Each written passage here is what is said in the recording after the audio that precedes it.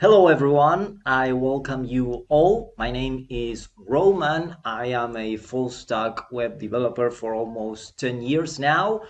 And in this lecture, we are going to talk about a little bit of JavaScript and JavaScript frameworks and libraries. Okay, so first of all, I would like to clarify the main difference between ECMAScript and JavaScript because I see that maybe there is a little confusion about them. So the first thing is that ECMAScript is not JavaScript. Okay, ECMAScript is a programming language itself, but you're not going to find any program, as far as I know, that is written in ECMAScript, okay, nor a compiler. So we can think of ECMAScript as a specification, okay? So it is a standard meant to ensure interoperability of web pages across different web browsers, all right? Regarding JavaScript, it is a programming language itself, and it is an implementation, if you will, of ECMAScript, but to say it properly, is a programming language that conforms to the ECMAScript specification, okay? Some people are going to say that it is more like a dialect of ECMAScript. And one thing more that we need to say is that has often more features and that are not in the ECMAScript specification. Okay, so of course you are free to do some research about it, but I wanted to clarify that. Great, so now we can talk about the difference between libraries and frameworks, because in this lecture we are going to talk about Angular, Vue, and React. But for those who aren't aware, React is a library and Angular and Vue are the so-called frameworks. What can we say about a library? A library is a set of functions and methods that provides us different features, so we don't have to reinvent the wheel, okay? And we have the library just right next to us, and we can call the functions whenever and wherever we want in our program, our software, independently of the platform, okay? It doesn't matter if we are programming in PHP, JavaScript, Python, or any other language that you like or prefer. We just grab a library and use its functions, and that's it, okay? Now, regarding the framework, is this feature that we call inversion of control, okay? With libraries, you, the developer, are in charge of the flow of the application. Okay, as I said, you can call the functions or methods whenever and wherever you want, but with the framework, now the framework is in charge of that flow. So you cannot do whatever you want in a framework, but you have some rules, okay? It's more like a guide or a walkthrough, okay? Plus, you can extend the framework, but you cannot modify the code itself, okay? So nowadays, we still have libraries and frameworks, and as always, it depends on you and the project you are working on to decide whether to work with a library or framework or both, all right? Okay, so let's start with Angular. Angular is a JavaScript framework, all right? It is developed by Google, formerly called angular.js, and of course it is used by Google and, for example, Wix, okay? This is a complete framework a complete solution, okay? You have everything you need to develop across all platforms, all right? Web, mobile web, native mobile, and native desktop, all right? As it is described in their own web page. So with Angular, you have in your hands a very powerful tool and framework to build whatever you want. Now, for this, you have to keep in mind two main features, right? First of all, Angular is a TypeScript-based framework. And this means that you have to learn TypeScript. And it's not the same as JavaScript. TypeScript is a programming language developed and maintained by Microsoft. It is a strict syntactical superset of JavaScript and adds optional static typing. Okay, so we have types in this language. We can declare different data types.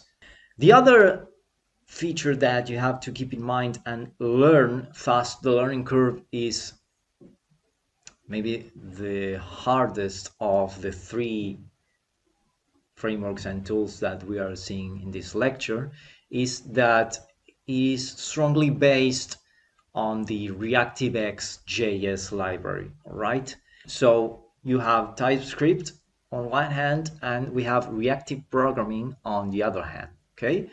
Reactive programming is an asynchronous programming paradigm concerned with data streams and the propagation of change, all right? So through observables, we have an easier way to compose asynchronous or callback-based code, okay? So of course, this has its difficulties. Great, so Angular deals with the real DOM, the real document object model, which is a tree map of the web page, all right?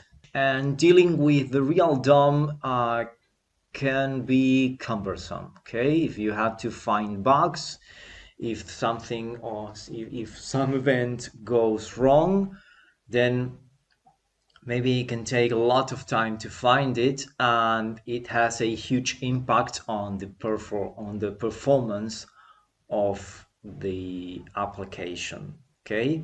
But of course, you don't have the overhead that you could have when dealing with a virtual document object model. To sum up, you don't have to install third-party state management libraries or tools because, as we said at the beginning, Angular is a complete solution, so it provides everything you need to build software, okay? So you don't have to delegate your state management to Vuex or Redux, all right? Which you must do when working with Vue or React, all right? Great, so now we have the upcoming 11th version of Angular, all right? And we have many features that we can discuss and, of course, advantages. Okay, so we have automatic inlining of fonts. So this makes the app even faster by speeding up the first content for Paint, and this happens during compile time, okay? The Angular CLI will download and inline fonts that are being used and linked in the application. Then we have component test harnesses, and they were introduced back in version 9, and it is a robust and legible API to help with testing, which is a very important subject nowadays. And now with version 11, we have these harnesses for all the Angular components. So now you can test the whole suite. Then we have improved reporting and logging, which is of course always a very nice advantage and feature, because the more you log, and report the less bugs that you have. Okay. Then we have update hot module replacement. And although we already have this feature, now it is much easier to activate it. And now we have a complete instant refresh, a complete instant update of the components that are changing while we are developing. Then they promise that you have faster compilation with TypeScript version 4. And finally, we have experimental Webpack 5 support. And now, of course, you can opt in to Webpack 5. You have, again, faster builds with this caching and smaller bundles. So, of course, there are many more features. I encourage you to find them out in the Angular blog, all right, blog.angular.io. So, and of course, you can download and install Angular itself. Let's talk about React, okay? React is developed by Facebook, and it was mainly developed to manage all the advertising campaigns, okay? So they created a tool, a library to build user interfaces. Now, you can find React in Facebook, in WhatsApp, in Instagram, PayPal, and BBC, to name a few. When you think about a framework or a library or a tool for software development, even a programming language, it is very important to see the community that it has behind it. So if it has a huge community, it means that you are going to find questions and answers faster than other frameworks or tools, okay? And React has a huge community behind it, has lots of stars and contributors and issues in GitHub, for example. So if you are wondering whether this is going to be alive in the future, then you have to keep in mind these things. And React is a very popular library, okay? It's a JavaScript library for building user interfaces, and it has a low learning curve because it's not a framework, okay, and it's not as complete as Angular, so you have to rely on third-party libraries or services or tools, okay? For example, if you want routing or state management, you have to install React Router or Redux, all right, which is an evolution of Flux, and it helps you to keep track of the state of your application. For those who aren't aware, HTML is stateless, and with these frameworks and libraries, we have copies of objects everywhere, and if we really need a state management, we can have it with Redux. So we can have one store and one copy of the things that we need, all right? React doesn't work with the real document object model, but with a virtual DOM, okay? And this may be an advantage because it is less time consuming when you have to find a bug or maybe an event or something that went wrong in the DOM, but it is always better because React can make changes wherever it wants in the virtual DOM, and then only the real changes are stored in the real DOM, okay? So depending on the application that you're building, it may lead to more or less overhead. Great. An advantage aside of this is that you have React Native, which allows you to use the same components to build native iOS and Android applications. So if you learn React, then you can use React Native. You can learn easily React Native to build native applications. One thing that we can say in difference of with Vue is that when an event updates a component in React, it re-renders all of the components that it has. Okay, so this could be a little cumbersome, and of course it has an impact on the performance.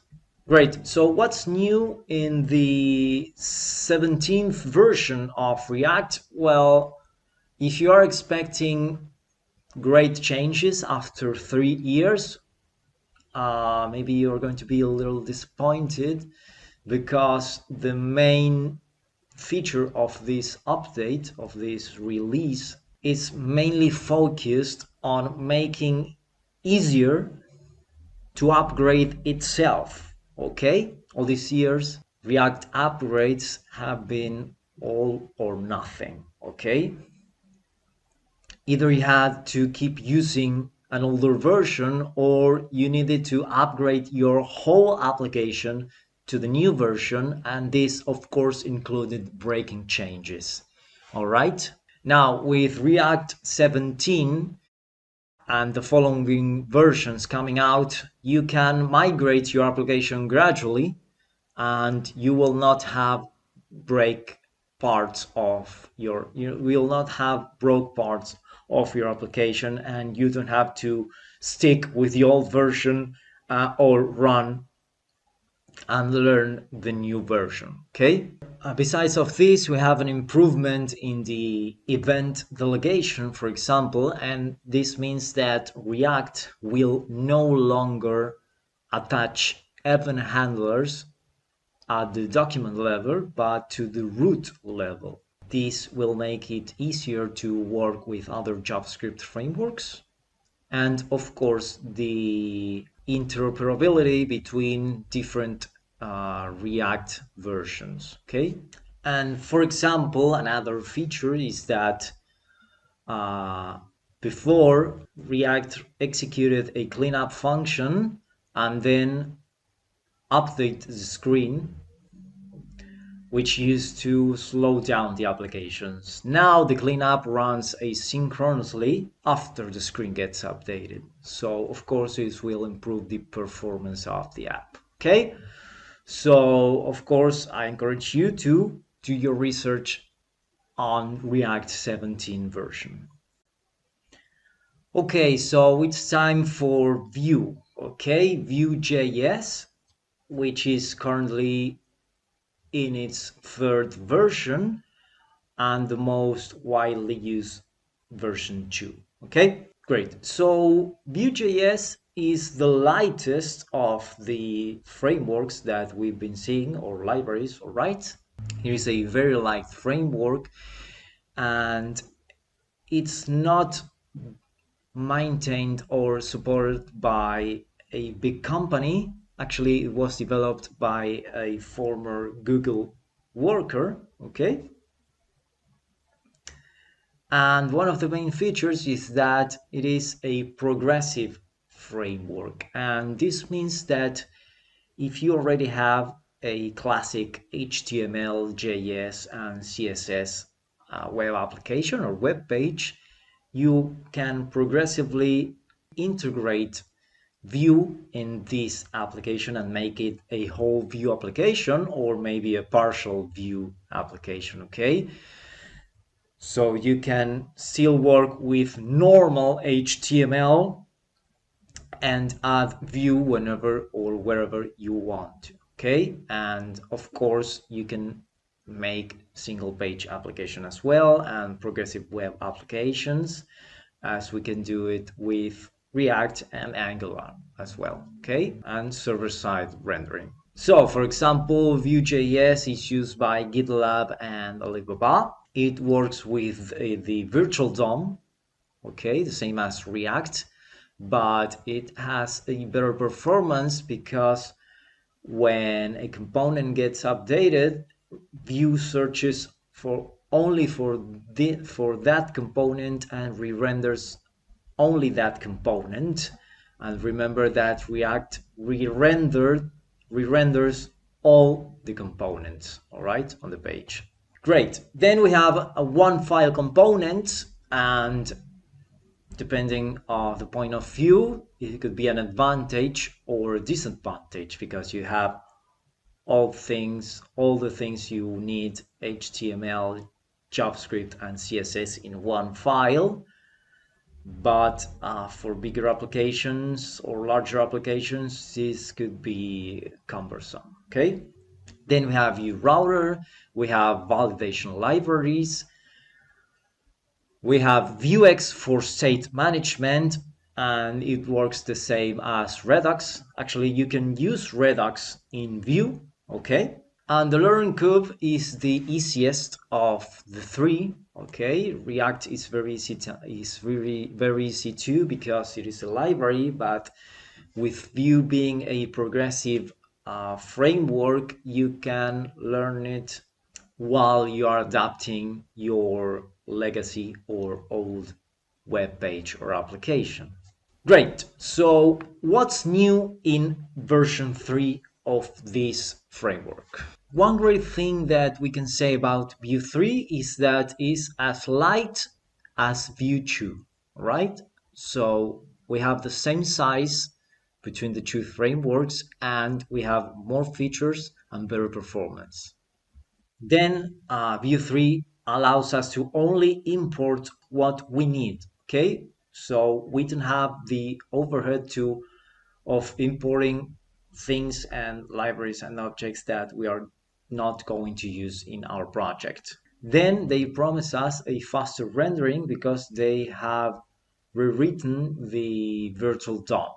Then one thing that you may think of a disadvantage of Vue is that we talked about one file components, and it you can come to a point that it is all mixed up in the file. So Vue 3 has a composition API which manages to organize our code and base code and files better. Another great feature of Vue 3 is that it adds support to TypeScript. Okay, so be aware, you Angular developers or TypeScript developers, because you now have a lighter and fast framework which can be used with TypeScript. Okay, so of course, as I said, with React and Angular, there are many features coming up with this new version. So I encourage you to do your research and keep notice about the changes. Okay, guys. So far we've seen JavaScript frameworks, libraries, and on top of it, we have Angular, React, and Vue. Okay, what is the best framework or library? That's the million-dollar question. Well, you have to decide it yourself. Okay, you want a more powerful and complete solution like Angular, where you can develop mobile, native, and web applications, or maybe you want a lighter framework like Vue working with a virtual DOM, or maybe you want a library to have more freedom, all right, because you are used to work with third-party libraries as well. It will always depend on the project and the resources you have, all right, the people that you're working with, and of course the budget. So I think there's no such as best tool, but the best decision that you can make is to research and get the best of the three worlds in this case. Okay, so in that way you can build the software that way you can build the software of your dreams, and in a very easy way, okay? And it doesn't have to be painful. Don't use a supercar to get around the corner, okay? And don't use a bicycle to ride 3,000 kilometers. Maybe you want, but just keep in mind that every tool has its own advantages depending on what you want to build or develop, okay?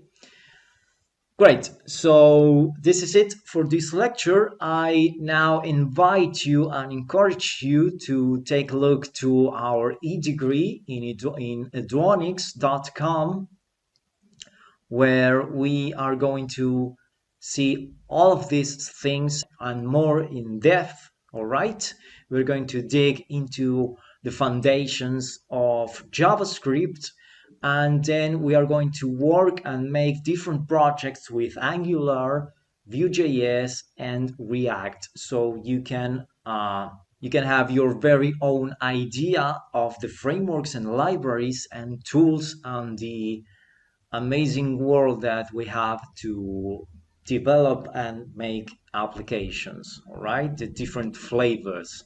So don't miss this opportunity. You can see this and much, much more in Eduonix.com. My name is Roman, and I hope you enjoyed this lecture, and I see you anytime. Thank you very much.